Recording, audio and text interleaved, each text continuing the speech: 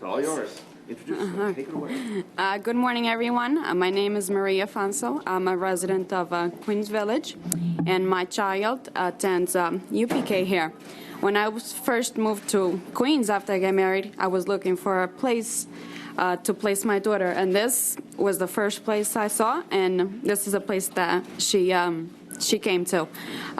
When I first came in, it was very welcoming from the first person who was at the door.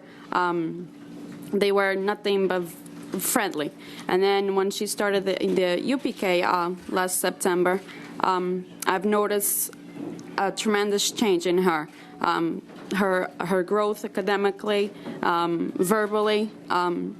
So I believe the UPK is a very good program, and we should have more programs like this. And thanks to you now, we'll have a full day UPK.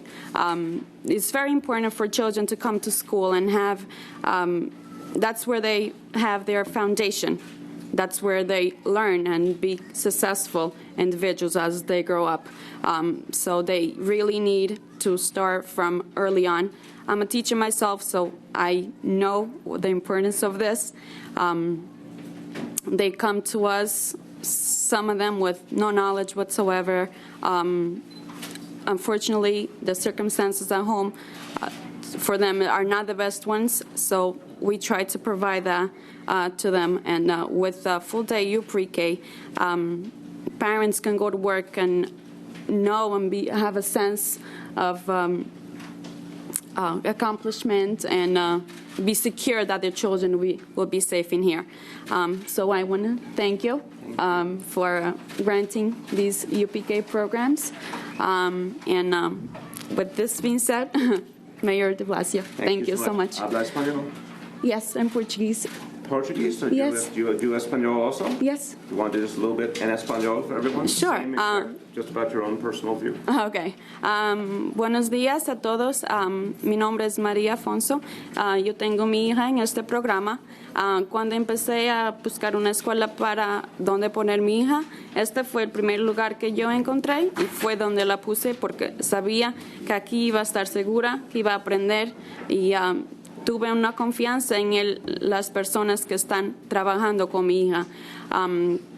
Programas de UPK que son gratis ahora, que van a ser el día completo, ayudan mucho a los padres que van a trabajar, que tienen que trabajar y que tienen que poner a sus hijos en un lugar seguro. Entonces, quiero agradecer al Mayor de Blasio por poder hacer estos programas y que nos ayudan a que podamos ir a trabajar y que nuestros hijos estén seguros de la escuela. Muchas gracias. De nada. All right. Thank you so much. And you speak Portuguese too? Yes. I'm impressed. Excellent. Well, Maria, thank you. Thank you for your own testimony as to what pre-K has meant for your child, and thank you for what you do as a teacher especially, which is something we honor so much. And as you said, some kids come in with advantages, some kids don't. But in pre-K and full-day pre-K, we're able to help so many kids get to grade level and get that strong start so they can move forward. I want to thank our wonderful hosts, Bernice and Mike Boudou, for this beautiful center that they have created. It's an extraordinary place. I have become a bit of an expert on pre-K programs, visiting so many, and you can tell immediately when you're in a special place. They've done something wonderful here as the executive director and the site director. They also, Richard Bury and I were outside, and we were very struck by the sign out front. If you haven't seen it, I would strongly urge you to take a look at it, because it says free universal pre-K, and then it says the words free repeatedly with many exclamation points. And I think one of the things that parents value in a tough economy, a lot of people struggling, the word free, exclamation point, exclamation point, exclamation point, is a powerful point for parents, because Lord knows there are not many things in life that are, and this is one of the things that is. I also want to say it was so great to visit the classroom, because again, what a lot of us have seen in these pre-K settings that are high quality, you see these are 4-year-old kids, sometimes you see 3-year-old kids, sometimes you see 5-year-old kids, give or take 4. And the engagement, the poise, I'm an adult they never met before. I come into my suit, I sit down, I start asking questions, and they're right there with it, and they're energized, and they're focused, and they're interacting together as a group, and it jump-starts a child's education. You can see it every single time, the energy that pre-K creates and the way it gets kids on the right path. You're going to hear in a few moments from the man charged with making all of this happen, our Deputy Mayor Richard Bury. You're going to hear from someone who's been an extraordinary supporter of this effort, our public advocate Tish James, and someone we're depending on to help us implement this in so many ways and get the words out to the community. You'll hear from State Senator James Sanders, Jr., a good friend of long standing. And you're going to hear from Jasmine Ferrier, who's an old friend and a parent leader who is going to tell her story about today at this very location, what she did today. So you can get some additional breaking news. But let me just say something quick. The A to Z Center is an example of something that's just been finished in the last 24 hours. The PEP voted just last night to authorize 10,000 new full-day pre-K seats in community-based organizations like this. In fact, this site is one of the sites, the seats for which were authorized last night. So the PEP took a major step forward for our children, authorizing 10,000 seats. This very location, the A to Z Center here in Queens, is now available to parents for application starting right this minute. It's happening as we speak. It's up online right now. So this program is moving forward before our eyes. And all over the city, in every borough, in a host of neighborhoods, you're seeing similar centers available right now to parents, available to be applied to literally today. In many neighborhoods in this city, the numbers will be in the hundreds in terms of the available new seats. In Jamaica, there will be over 500 new seats. In Flushing, there will be over 500 new seats. So in some of the neighborhoods that have the greatest need, you're going to see extraordinary numbers of seats coming to fruition. The A to Z Center will be going from 20 full-day seats to 74 full-day seats. So for a lot of parents in this community, this center is going to make the difference. A center they couldn't get enough of before, now they're going to be able to get it, and that's a great step forward.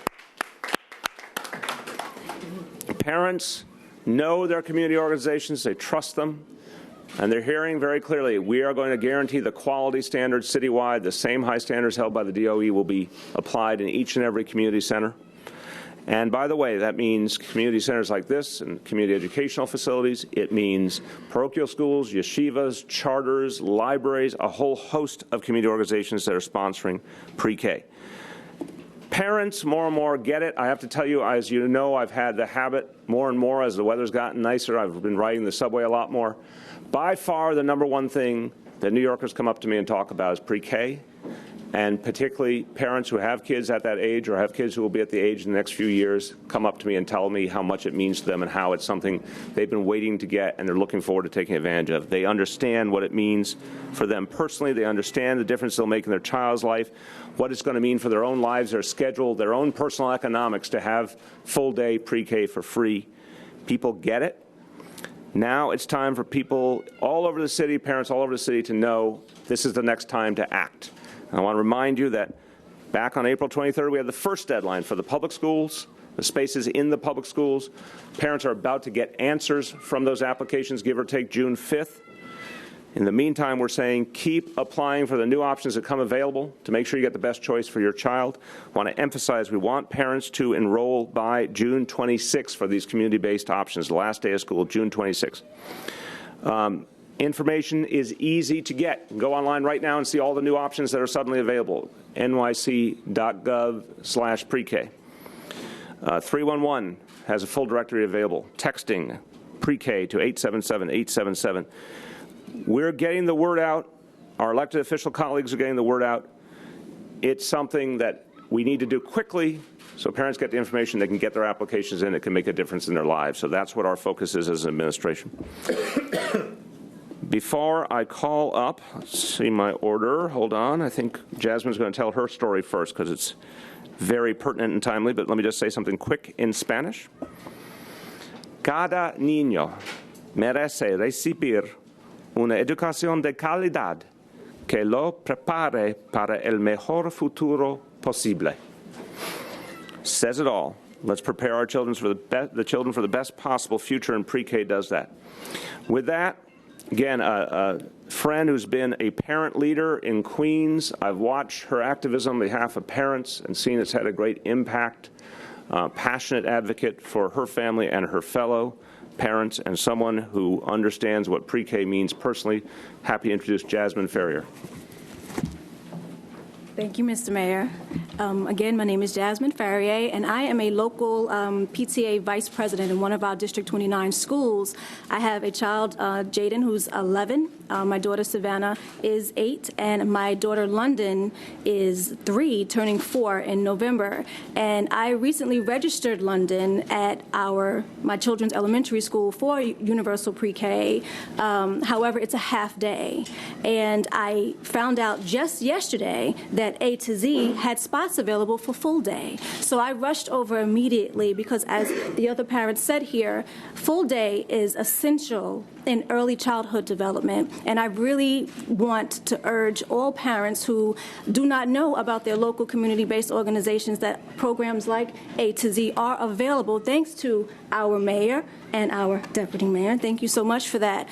Please, please, please, please, I urge you, it is extremely important for you to utilize these programs. I cannot tell you enough how much my little one is ready for this. She wants to, and because of this new program, she's able to do it for a full day. So thank you so much for what you've done. Thank you so much for what you've done. Thank you so much for what you've done.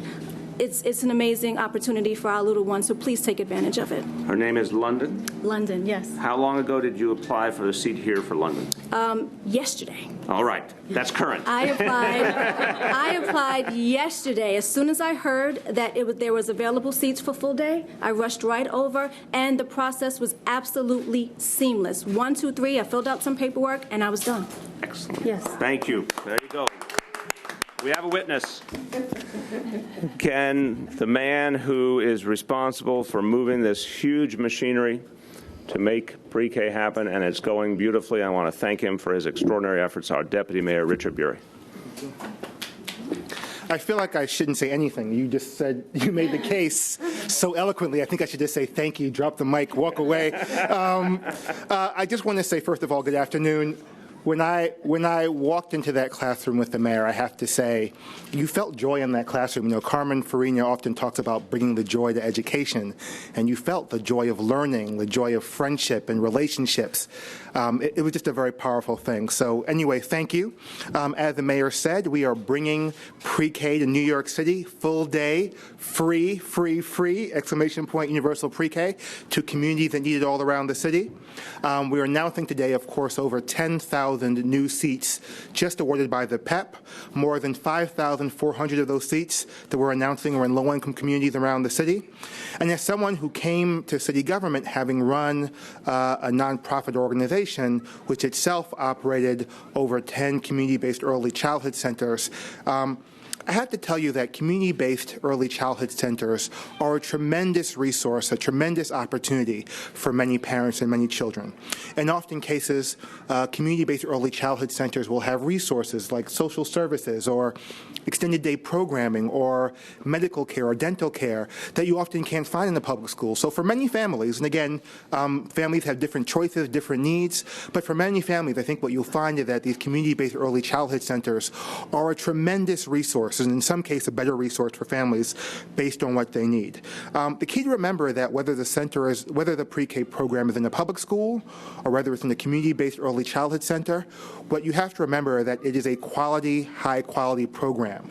All these programs are held to the same standards, the same level of oversight, the same standards around delivering a quality education aligned to educational standards. The inspections are just as rigorous. The screening process, because believe me, not everybody got as many seats as A to Z did, and not everybody got seats at all. A very rigorous screening process. You should know that these are high-quality programs. And we're doing everything we can to make sure that families know what's there and how to get there. Every family knows the public school next door. You know where that is. You might not know where your nearest community-based early childhood center. So part of our job is to help families understand that process. We approach it in two ways. We have our broad campaign. We've already announced the $600,000 we're spending on radio and advertising to get the word out about what a CBEC is and how to apply, what a community-based early childhood center is and how to apply, but also adding new tools online, which you spoke about, new tools online to make it easier for parents to go online and find information. You can dial 311. You can go to nyc.gov/pre-K. You can text UPK to 877-877, enter your zip code. And we're not relying on building it and they will come, then our staff at the Department of Education are following up with families who call and who send information to really help families walk through the process, to make it as easy, as seamless as you just described. Parents understand how important this is. The message is to apply early, apply often, everywhere that you think you might be a good spot. June 26th is our priority deadline. You want to get as many applications as possible to increase your chances of getting the center that you want to have. And again, it's the best investment we can make in our children, in our city, in our economy, and just so proud to have my little part in helping to bring UPK here to New York City. So thank you. Thank you. Thank you. And I want to pick up, before I introduce the public advocate, very quick points. Deputy Mayor said clearly, people have the right to apply, parents have the right to apply to multiple centers. That's absolutely fine. Apply to the public school if they've done that before April 23rd, but they can apply to as many centers as may be pertinent. For some parents, it may be near their home. For some, it may be near their work. They may want to apply to both. They get one seat in the end. We obviously know the vast majority of those who apply will be served. But the important thing is there's no limitation on the variety of applications they can put in. We want to encourage parents to maximize their options for their children. Also want to note, starting next week, Tuesday is June 3rd? Tuesday, June 3rd, the online application process goes live. So right now you can get the application online, you can get the information on the centers and the program. Starting on Tuesday, you can do an interactive application. You could literally apply online, it automatically takes effect. Also, for those who, like me, might have come from a generation in which we were more comfortable mailing things than doing things online, I have to admit it. You can go online, nyc.gov/pre-K. Get the application. If you prefer to mail it, you can mail it to Pre-K, Tweed Courthouse, 52 Chambers Street, New York, New York, 10007. Again, Pre-K, Tweed Courthouse, 52 Chambers Street, New York, New York, 10007. So, as you've also heard previously, parent coordinators, principals are involved directly working with parents to let them know their options. It's a full court press. There's going to be a lot of ways to apply. As Jasmine indicated, people are going to find that this process is being made easier all the time because we know how many challenges parents face. We want to lighten their burden on this front. Now, someone who I can tell you, because we served in the council together and she stood up for children so many times, and I was involved in a lot of fights because of the chairmanship I had to protect quality child care programs for folks who needed them, and those were often challenged in the budget process, and the most reliable ally always was Tish James, and she continues that extraordinary advocacy on behalf of children and families as our public advocate. We welcome Tish James. Thank you. I'm so happy to stand here this afternoon with Mayor de Blasio and Deputy Mayor Bury, Senator Sanders, Jasmine, and all of the other parents and officials who are here today to announce an additional 10,000 full-day pre-kindergarten seats in community-based early childhood centers beginning this fall. Community-based. If you talk to educators, lifelong teachers, they will tell you that the benefits of pre-kindergarten are immeasurable and innumerable. And these benefits follow children for the rest of their life and their education, their adult life. Quality pre-K works.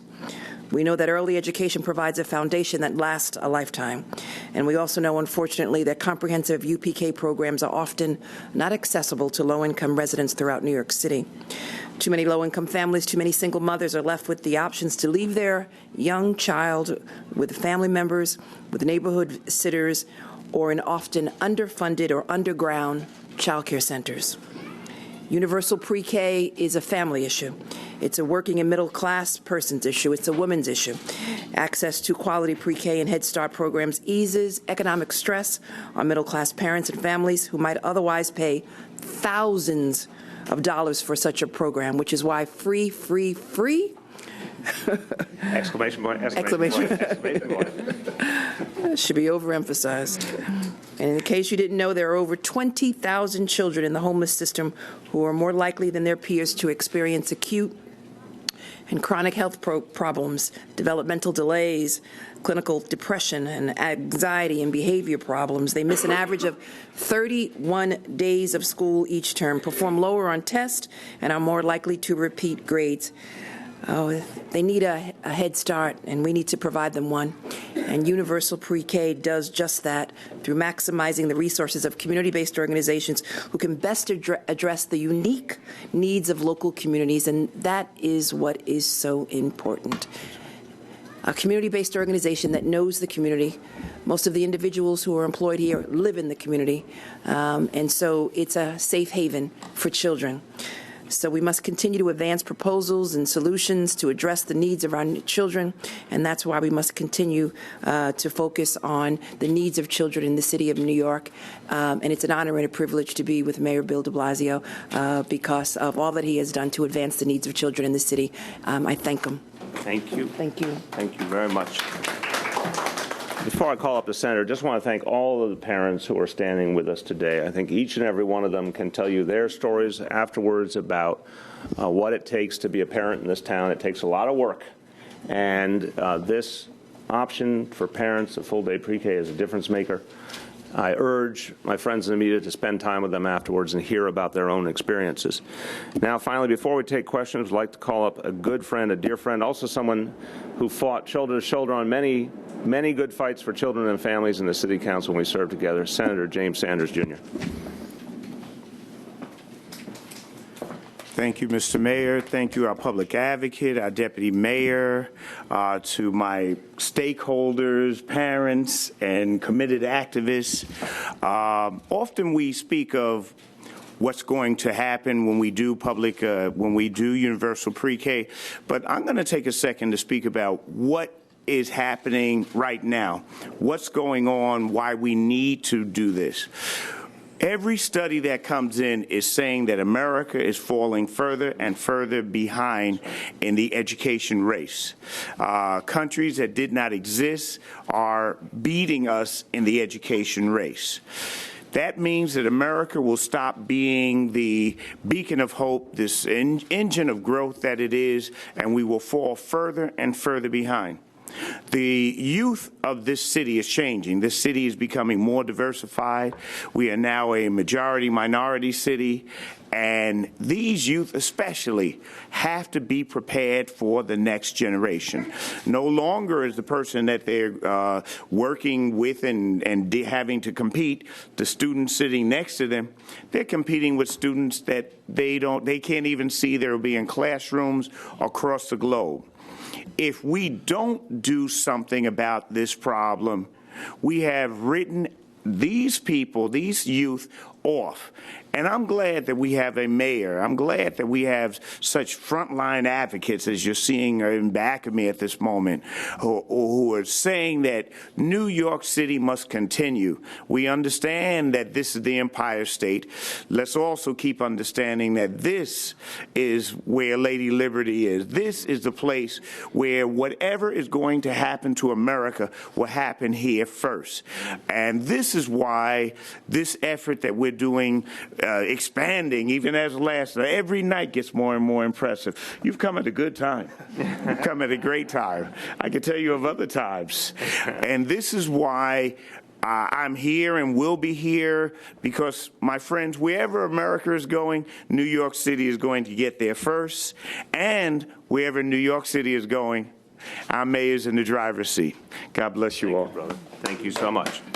All right, we welcome questions first on topic. Questions on topic. Yes. I'm wondering if you have a percentage or number of the CBOs that applied that weren't accepted, and And if there was a pattern or a trend among the CBOs that you didn't accept of why they couldn't offer additional seats? So let me start, and then you jump in just to start to say we were very clear, and you remember when we had that first request we put out for space, we needed 21,000 seats, we got 29,000. There's been subsequent outreach since.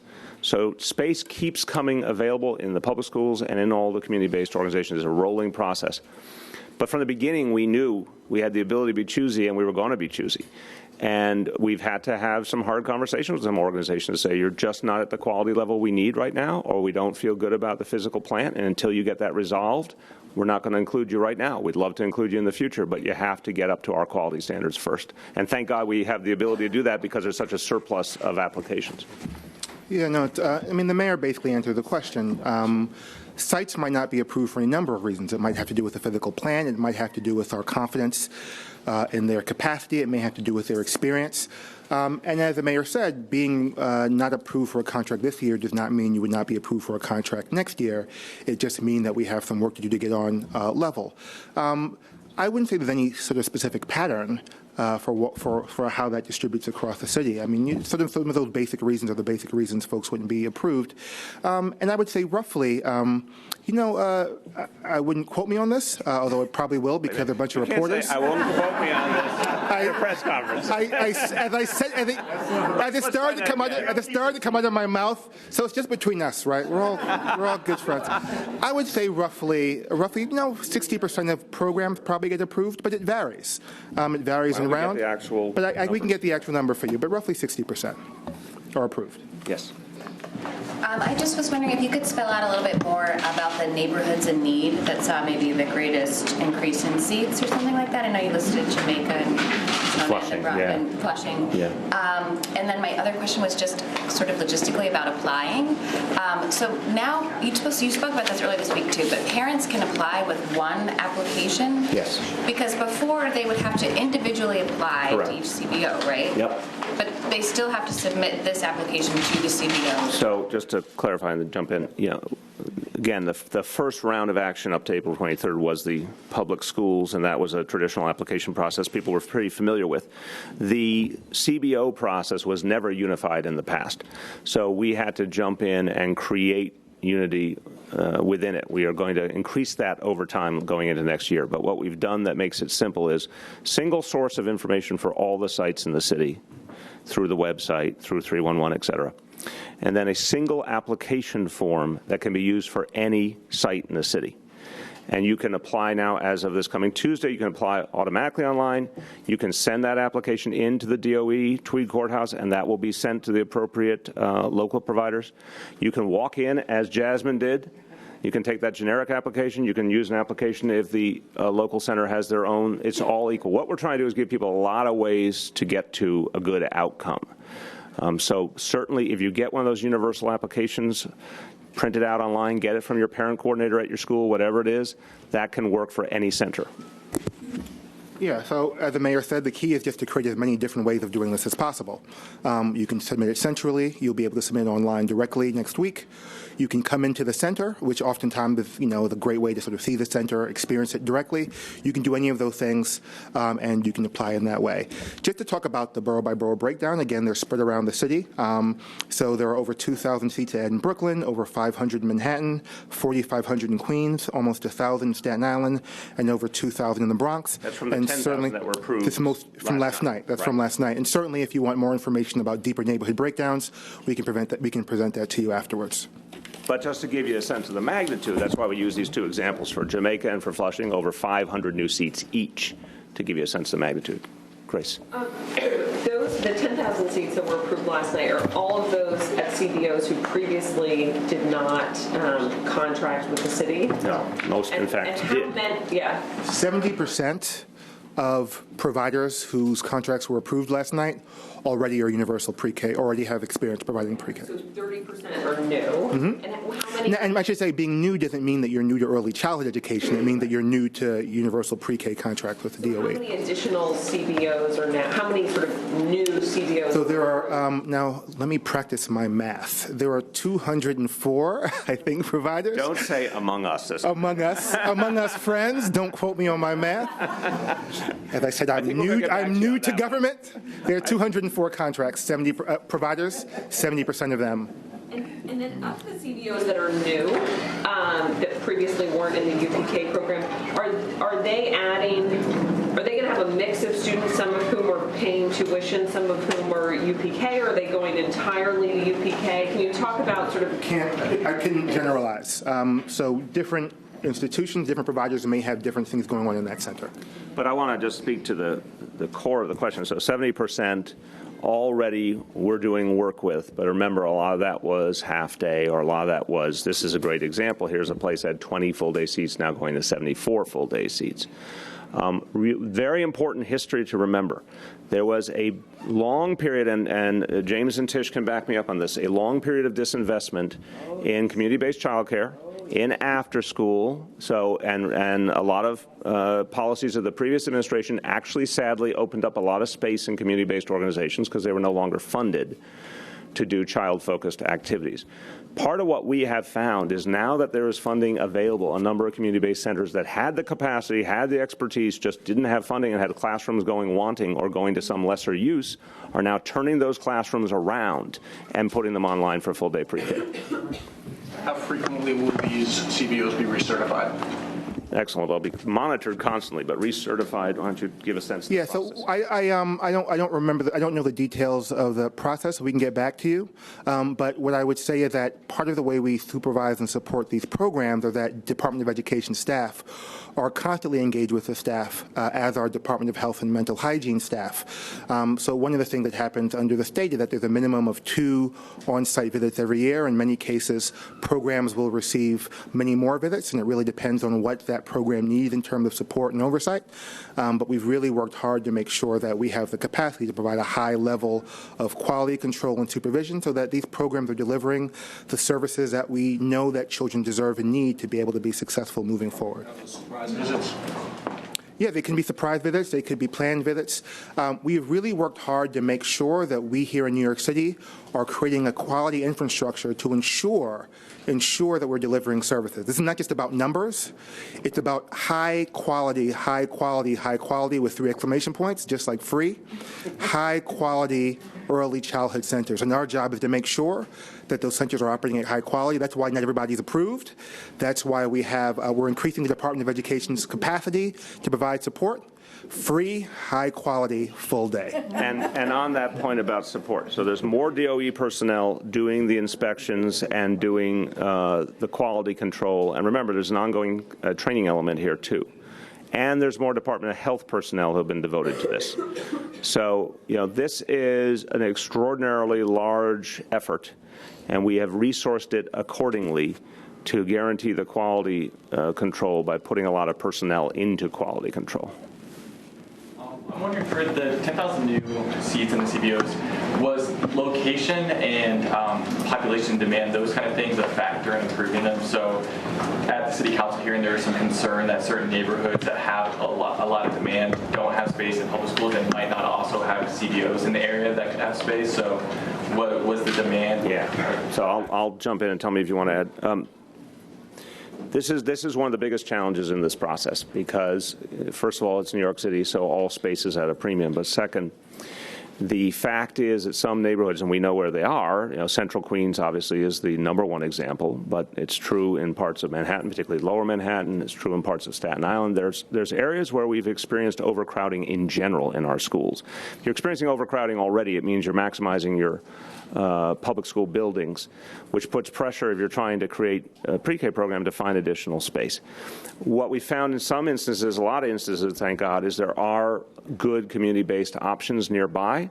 Now, does it mean, in your school zone? No, not always. School zone meaning the immediate public school in your neighborhood? No, it may be a zone or 2 over. It may be a mile away. It may be a mile and a half away. It's not always the perfect geographical match. But what I have heard from a lot of parents emphatically, and I bet Jasmine and the other parents could affirm this fact, is, parents will go to some trouble to get quality education for their kids. And, oh, by the way, if it's free, they'll go to even more trouble. So we think in some of Central Queens, which is really a challenge, we think if parents see that the best location for their child is a mile or 2 away, It wouldn't be their ideal, but it's going to work for them in many cases anyway because of the extraordinary opportunity. We also know that year one is different than year two. And remember, you're talking about a 150% increase in the number of full-day seats. So by definition, clear majority of those who apply are going to get a full-day seat for this September. Some will not until we fully ramp up over 70,000 seats. In that ramp up, we're going to try and address some of the biggest gaps between supply and demand. And a place like Central Queens, for example, would stand to benefit in the course of the next year as we create additional locations. That's going to be, in some cases, the DOE literally creating a pre-K center in a building that's in some other use right now, creating something that does not exist today but will exist for the following September. Yeah. I have a question. So let's say there's a public school that has a wait list of kids, and there are nearby CBOs, but perhaps those parents don't know about them, or I don't know what. But is there going to be a way that the DOE can use those wait lists and contact those parents and encourage them to attend? That's where the parent coordinators are going to. First of all, there's going to be a much larger outreach effort that's literally going to identify any parent who's interested and help them navigate facilitated enrollment, working them through the process, letting them know the options. That's going to be done centrally from the DOE. But secondly, part of why we've deputized the parent coordinators in all schools at all levels, not just elementary schools, but intermediate schools, junior high schools, and high schools, is because if you know how every neighborhood works in this city, parent coordinators have great relationships with a host of parents who then talk to a lot of other parents and neighbors, and so the parent coordinators are going to play a particularly important role getting the word out and talking to parents literally in advance of this upcoming day when they're going to receive the acceptances or be told that there is not yet a seat for them in a public school building. Parent coordinators have been instructed to get in contact immediately with any parent who didn't get what they wanted and immediately walk them through the next options. So we think that hands-on impact is going to make a big difference, and again, in any language the parent speaks, because we have translation available. In most school buildings in this city, a number of languages are spoken already between teachers and staff, but we also have available translators on, via telephone that we can get involved for any parent who needs that. As far as the physical plans at these CBOs, are they all ready to go, or is this going to be a summer where some of them are doing renovations, getting inspected by the health department, fire department? Is there a lot of work that still needs to be done preparing them for September? So I'm going to give the layman's answer, and you can give a more expert answer. A lot of them are ready to go because they're already contracting with us, and they're already been at that level. Or, as I mentioned, as James and Tish and I experienced, a lot of them were physically previously agreed, approved by the city, running programs. They've been defunded. You heard in the course of last year how many fewer child care, there's 10,000 child care seats lost over the last 5 years, 30,000 after-school seats lost over the last 5-6 years. All that space was already appropriate and now is ready to go. Some, I'm sure, have work to do. Why don't you speak to that? Sure, absolutely. So a few things. One of the things that's important to remember is that one of the criterion for being approved and being recommended for contract is our confidence that you can come up online in September. So one of the reasons why a program might not be approved is not that they're not a good provider, but that we looked at their space and said, okay, you can't get this space ready in the next few months. So that's the first thing. The second thing is absolutely right. There are a number of providers who need to be licensed, who need some minor work done. And I think the big difference this year that separates us from previous years is rather than putting the entire onus on the provider to chase us down, to chase down the Department of Health, to chase down the fire department, we really have an unprecedented effort to coordinate work on our end, to share information on our end, so that we're actually coordinating the work between the Department of Building, the fire department, the Department of Health, any other resources an agency might need to make sure that all those programs are moving forward. And it's really been remarkable how the fire department, the Department of Health have really rallied together to make sure this works. And I know the mayor's really proud how everyone, when he says UBK is his priority, believe me, every commissioner hears that and I hear it and understand it. And so everyone is really working together to make sure that we are up and running and ready to go by September. An example of that is I had a conversation with incoming Fire Commissioner Dan Nigro the other day, and before I could even finish the sentence, he said, I know you need us to focus on pre-K and doing all the inspections. So he knows coming in the door that that's something. He has to continue the incredible work the fire department's doing on. Everyone's gotten the message of how important it is. Continuing on topic, yes. In terms of yeshivas in Brooklyn, is the percentage-wise of new applicants also 30-70, like you said in general? Let's get you the facts on that. As you know, there's been a great response from the yeshiva community, and we feel very, very enthusiastic about it, but we'll get you the details. It's just literally happened in the last days. On topic, last call, looking around, yes? It's close to 13,000 of the seats fall under ACS, correct? So does the DOE have any programmatic oversight over these Yes. seats? How are you making sure that there's quality? DOE oversight. And can parents apply with the same form to the ACS seats too, or are there different requirements in Yeah, those? talk about, obviously, a lot of parents are already in place, or families already in place. Okay. Explain that. So let me get back to you on the question of how the ACS seats work. It's a good question, but let me get back to you on that question.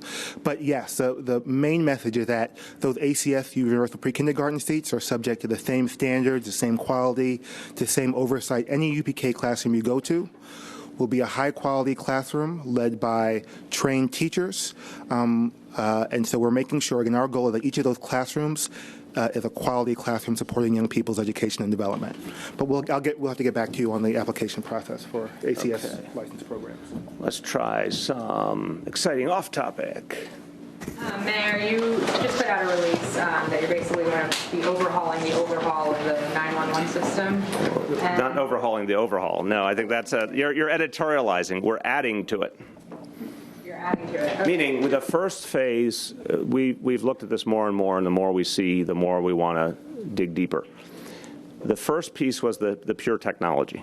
So again, let me reiterate the fact that we have an existing 911 system that is functioning today and functioning well. There's been for a long time a goal of updating that technologically, creating more redundancy if there was ever a need in an emergency, integrating the different pieces of the equation better. That contract, as we looked at it, we found a contract that was not working, was costing a huge amount of money, huge cost overruns, and not an immediate solution in sight. We've suspended that contract. We suspended the work. 60-day review. You're going to hear that answer. Now what we've said today is we are additionally looking at, not that piece, the day-to-day operations of the existing 911 system with the existing technology. There'll be a unified effort led by our operations division working with the police commissioner, working with the fire commissioner to review ongoing day-to-day policies, procedures, supervision, training, the whole 9 yards, so we can ensure that the existing system works as well as possible. And that includes the unified call taker system? The existing system, yes. And are there any concerns as we move into the summer and, there's an uptick, there's usually an uptick in emergency calls. Is the process going to remain the same while this is being reviewed? Yeah, let's be clear. I'm glad you asked it that way. I would be concerned if we weren't reviewing it much more than if we are reviewing it, because what we're saying is we're putting the eyes of the senior leadership of the administration, led by our first Deputy Mayor, Tony Shores, on the situation, because we want to make sure, we know for sure that the big vision for technological change has not been working on schedule. We're going to rework all of that, which means, obviously, you got to make sure your existing system is good for the foreseeable future until you can come up with the long-term solution. And we want a whole evaluation to make sure that everything can be done as well as possible. We saw in the situation in the Rockaways, things were not handled as well as possible. We want to see what we can learn from that, what we can do differently. So there's absolute unity. First Deputy Mayor, Director of Operations, the Fire Commissioner, the Police Commissioner are going to do that review together. And anything they find that can be improved upon in the here and now, that's our focus. The system functions. It functions well. It functions in the vast majority. Look at the volume is incredible. 10 million calls last year. The vast, vast majority are handled very well. But we want to keep working to do even better. The 911 operator will still be fielding the call. Same system, but so as we speak, same exact system, full review of all the operations, the procedures, the training, the supervision, et cetera. Now, at the end of that, we may come out and say, we're going to make some revisions to the here and now while we work on the bigger technological progress. But again, I like your question because it says, what can the public rely on more? The public can rely on more when the mayor, first deputy mayor, director of operations, fire commissioner, and police commissioner are all saying, all eyes on this. We need it to be as good as any human operation could possibly be. Yes, Sally. Mayor, can you talk about an arrangement with your Parks Commissioner where he's going to be traveling to Cambridge every Friday in the fall to teach a course at Harvard, and he also has some other speaking engagements and travel engagements? Let me say, I want to answer that, but I first want to thank Councilmember Danique Miller for being with us, and thank you for your support. And you missed a part where we talked about how your district and surrounding areas are going to benefit, particularly from this newest round of community-based organizations. We appreciate it greatly. We've all worked very hard to make sure that happened, and the mayor, for the community folks that are here, really made sure it happened. Really made sure that we had all the resources that we need, and made sure that I was at the subway every morning. Getting the word out. You're that kind of guy, and we thank you for that. Real team effort. We thank you for that outreach and your whole team. It's very much appreciated. Commissioner Mitch Silver, as you know, a very prominent figure in the American city planning community, has been for years, had a host of previous obligations. We worked out, I don't know all the details in particular, but I can give you the broad template. We worked out a plan to figure out what he had to finish up and what we would do going forward. But I can tell you for sure he is getting the job done. He's an extraordinarily effective person, and I know he can manage the different pieces on his plate. Yeah. Just wondering if you're planning to repeal the ban on having ferrets as pets. Well, I appreciate the question. See, thank you for asking the question. Unlike certain local cartoonists, you're asking the question which needs to be asked, have we acted yet? No, we have not acted yet. The Department of Health proposed a change. There will be a lengthy process to determine if that will actually come to pass. I have not been briefed on their rationale, only very glancingly. I have not gotten the full briefing in terms of their rationale for the change, pros and cons, et cetera. We obviously want public input. That decision is months away. So all it means is one agency has proposed the change. Michael? Mr. Mayor, do you believe that it's important for Democrats to take control of the state Senate? And if so, are you planning to help them do that? Yes and yes. Can you explain why you put the brakes on the Olympic proposal so quickly? Yeah, look, I think everyone's noticed that we are running a very vigorous agenda here. And over the years, I've talked to a lot of people in a lot of cities that took on these very big obligations and gotten a sense of how it can pull away from a lot of the other things you're trying to do. I think we can also say recent Olympics have been very cautionary. Cost overruns, a lot of unintended consequences, a lot of difficulty achieving what was required. New York City, by definition, is an incredibly sophisticated place. I know if we take on anything, we'll get the job done. But I think what we can safely say about the Olympics is there's a lot of hidden costs, a lot of disruption. And bluntly, a lot of the parts of the world that are most desirous of having the Olympics are those that are either trying to brand themselves and get known, or, how do I say it gently, rebrand themselves. Not that President Putin needed to rebrand himself, for example. So we feel great about New York City's reputation in the world right now. We literally don't think functionally we could be any more popular and respected in the world. The tourism numbers at an all-time high continue climbing. We're going to have full capacity without the Olympics. So it's really about keeping it simple, staying on our plan, and doing the thing we know will not encumber the taxpayer in the process. Yes. I just want to get back to the 911 system just for a moment, because you have talked about suspending it while this review is going on, and then you're expecting... The contract, again, the technology contract, different than the current system. The current system continues unabated, moving forward every hour, every minute. The technology contract is what we have suspended for 60 days for review. Okay. My question to you then is this, because there was a demonstration on the steps at City Hall today calling on you to totally end the project, not just suspend it, but to totally scrap it. What's your response to that? I don't think it's responsible to make a decision without a review. This is, billions of dollars have gone into this, and we need to know if it can be fixed.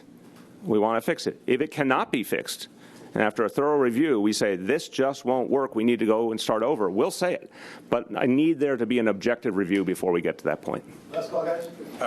Mr. Mayor, could you fill us in on the East Midtown or Midtown East? I'm not really sure which way to say it at this point. People say both, Rich. It's quite interesting. Whatever you prefer. The zoning proposal, the two-phase zoning proposal now, which apparently will see some skyscrapers going up near Grand Central Terminal. Can you tell us about your attitude about that, what your vision is? We, I think a lot of people know last year I was not satisfied, and I know Councilmember Gorodnick was not satisfied. I know a lot of folks who live on the east side of Manhattan were not satisfied. I know a lot of advocates were not satisfied. We saw a rush to do a hugely important rezoning in some of the most valuable real estate on the earth, not just in New York City, on the earth. And we felt that if it was done that way, the public would not have gotten the value back they deserved from the developers. And I could see there wasn't a clear plan for the infrastructure in a place that already has massive infrastructure challenges. So I knew that plan wasn't going to work, and I'm very proud of everyone in the City Council who felt the same way and made sure it didn't move forward. The new idea is to do two things. On the overall Midtown East rezoning, to do a consultative process with the community to get it right. And I know amongst those issues will be getting the public value right and getting the infrastructure right, and really planning for an incredibly crowded, dynamic space the right way. And we think we'll get that done in the course of this year, going into the beginning of next year, and then we'll move the rezoning process forward. That's a whole ULURP, a whole elaborate process. On the question of the particular area around Vanderbilt, we saw an opportunity there to move on one piece discreetly and specifically, and to address the infrastructure problems in the process. So the reason that we're proceeding, and again, be a full process, city planning, city council, et cetera, the reason that we're entertaining and moving that proposal is because the infrastructure was talked about up front, was going to be acted on up front. That was part and parcel of the proposal, was to address the infrastructure needs and fund the infrastructure needs. So that's why we're moving forward down the road with that. Have you heard the rabbi's comments clearly? Would you denounce them? Again, first of all, I don't want to get into theoreticals. I did not hear the comments clearly. I have not, with all due respect, my friend, I did not hear the comments clearly. I have not seen a transcript of the comments, and it's really theoretical. If someone hasn't even heard something, to ask them what they would do about it. I just think that's not fair. I think it's inappropriate. I think it's a very questionable standard that's being held when you say to someone, you were in a room for part of a speech you didn't hear, what do you think? That's not appropriate. Thank you.